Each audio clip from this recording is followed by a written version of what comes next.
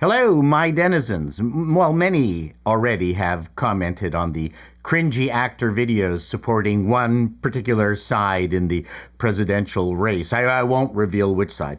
And then we were treated to many of those same celebrities offering us meltdown videos after their preferred candidate got whooped. As your former network executive, I'm going to cover a different perspective. The first thing I want to mention is that while most of us have been agog over the trend of actors attacking fans, none of that could have prepared us for the election cycle charlatans. I'm having a hard time expressing this into words, but while we all know acting is about professional faking, actors are still magicians. Most people really don't know how professional actors push those performances past what you might see in a local library production of Titus Andronicus. Well, from my perspective, a whole bunch of actors just revealed their secret. Alfred Hitchcock said it best. Fundamentally, actors are a race apart. This group is divided into two sections. First, those who have talent and have never received any recognition for it. And second, those who have received recognition without having any talent. Either way, they're cattle. Now, Hitchcock amended that comment later by saying actors should be treated like cattle. Either way, with the advent of social media and listening to the unbridled prattling of some actors, to the aforementioned angry fakers who hate the people paying to see their flaccid performances, and now to these, as some have called them, the cringe Avengers, it's all revealing way more than what we want to know or hear. See, to some degree, we want our actors to be Greek gods, which reminds me of the joke. My wife treats me like a Greek god. For dinner, she always gives me burnt offerings.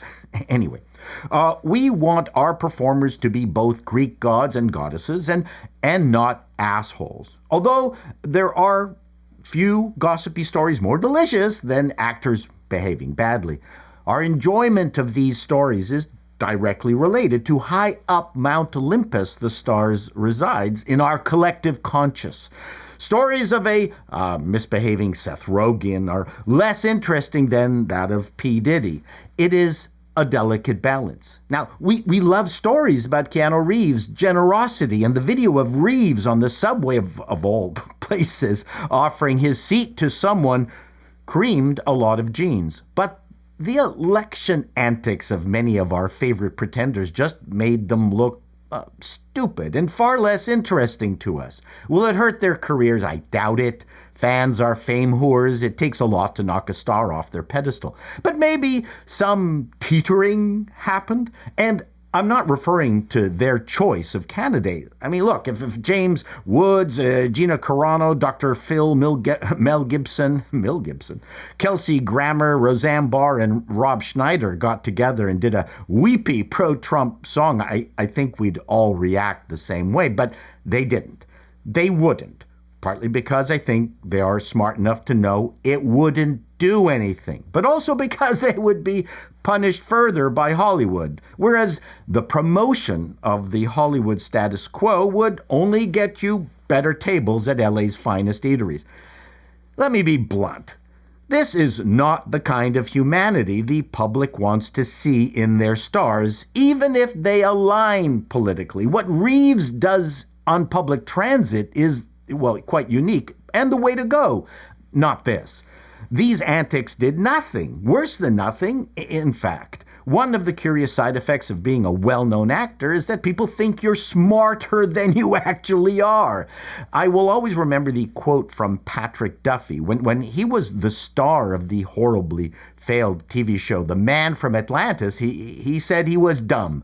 When he landed the role of Bobby Ewing on the monster hit Dallas, suddenly he was smart.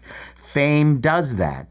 It's weird. It's the glow stars give off. I call it the royal jelly. That indescribable thing that puts one walking bag of water over top of another one acting on a library stage. Success can do that. Familiarity through repetition can do that. Kathy Lee Gifford is not a star, but became famous through repetition hosting the Live with Regis and Kathy show. Most of us here on YouTube are well known precisely through this same effect. But would you want to see the cast of Nerdrotic's Friday Night Tights sing a campaign song for Trump? Well, actually, you probably would, because research has shown that you folks trust us social media influencers more than actors. My final point is that with Hollywood in decline, I don't think these weepy thespians helped the business of Hollywood entertainment. For all intents and purposes, they became the face of Hollywood, and they lost. Hollywood looks like it's a place filled with losers.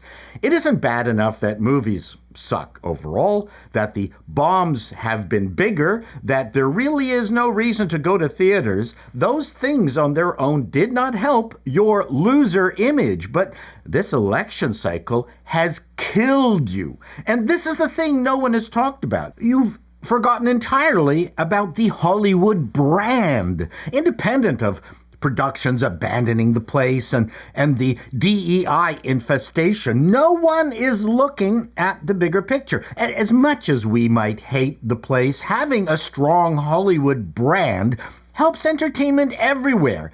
You've been so fixated on your woke navels that you've completely forgotten about the brand.